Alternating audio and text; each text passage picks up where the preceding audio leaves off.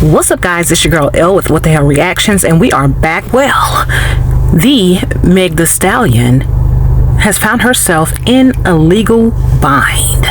So her ex-cameraman Emilio Garcia said that Megan created a hostile work environment, and it was a big bombshell in a lawsuit that he dropped this week. He claimed that she docked his pay and called him fat-phobic slurs. Garcia began working with Megan Thee Stallion, also known as Megan Pete, as a personal cameraman back in 2018. He quit his job a year later to commit to the job full-time, according to his lawsuit. He was being paid around $4,000 per month. The suit alleges that after a night out, Garcia, Pete, and 3 others got into a vehicle, and the rapper and one of the women began having getting down to the business right next to him. He said he was trapped in a moving vehicle and he was embarrassed, mortified, all of the things. This is according to the Sun magazine. The following day, Megan asked him whether or not he saw what was going on, and he said he did, and she said, "Don't you ever discuss what you saw." This all according to the suit as presented by the Sun. The photographer claims that from then on she started berating him and just insulting him and mistreating him and all of the things. He accused her of calling him a fat bee and telling him to spit your food out when he was eating, and you don't need to be eating. Garcia also accused Pete of lowering his pay after the incident, forcing him to work long hours without any breaks. The rapper also asked him not to work with anyone else, decreased his bookings, according to the suit. Despite this, Garcia stayed open to working with her until June 2023, when Roc Nation told him his services will no longer be needed. Nearly 1 year later, Garcia is seeking more than 6 figures for unpaid wages, unpaid overtime, and legal fees. Megan just needs to pay our client, says the lawyer, own up to her behavior and quit this sort of sexual harassment and fat-shaming conduct. The U.S. Sun has reached out to Pete's management, Roc Nation, for comment, and they said, "We will see you in court." This is an employment claim for money, with no sexual harassment claim filed, with salacious accusations to attempt to embarrass Meg Thee Stallion, says her lawyer, Spiro. And you know her lawyer, he don't miss.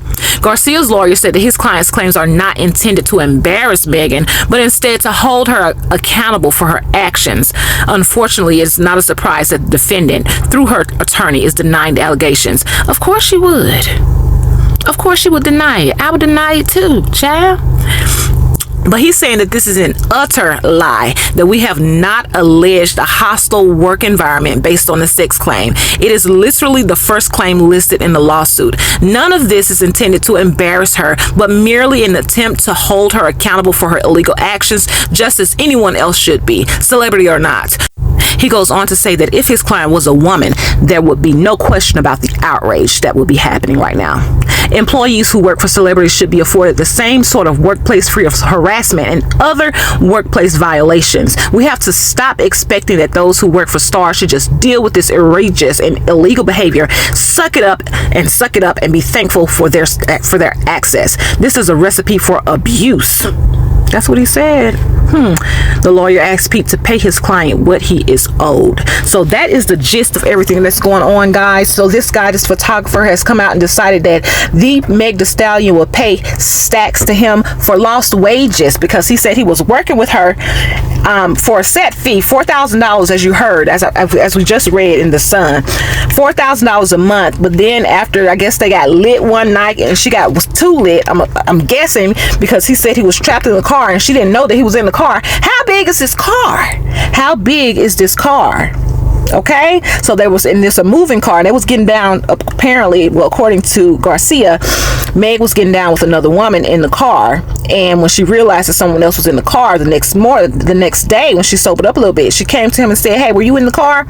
And he said, "Yes, I was. I saw everything." She said, "You better not say nothing." And then she started mistreating him. Is that how people mistreat you after you got down to business in the car? If you got some dirt on me, am I going to start mistreating you? That doesn't sound right to me. If you got some real dirt on me, I'm not going to immediately start mistreating you. I'm probably going to do the opposite and be quite kind to you, so that you ain't out here running your mouth about my business. Let me tell you this. Yes, I do think he's putting these allegations out to be messy and to bring down Meg's name and all of that good stuff, because the lawsuit is about lost wages. So why did you even have to tell this story about her getting down and dirty in the backseat of a car with another woman?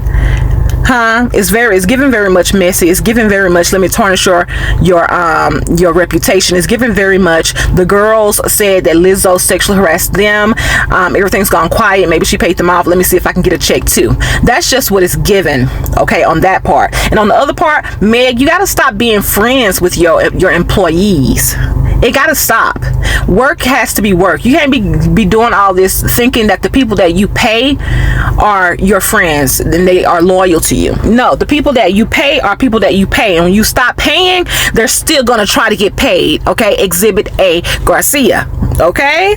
So it's a mess. It's a whole mess. This whole situation, this whole scandal of a situation. I don't find it to be that embarrassing, because if you listen to for Meg, not for me, for Meg, because if you listen to Megan's actual song, she talks about how she gets down with women. We know this about her. I don't know how that can be embarrassing. The way that it's presented, it gave me the impression that the person was trying to embarrass her.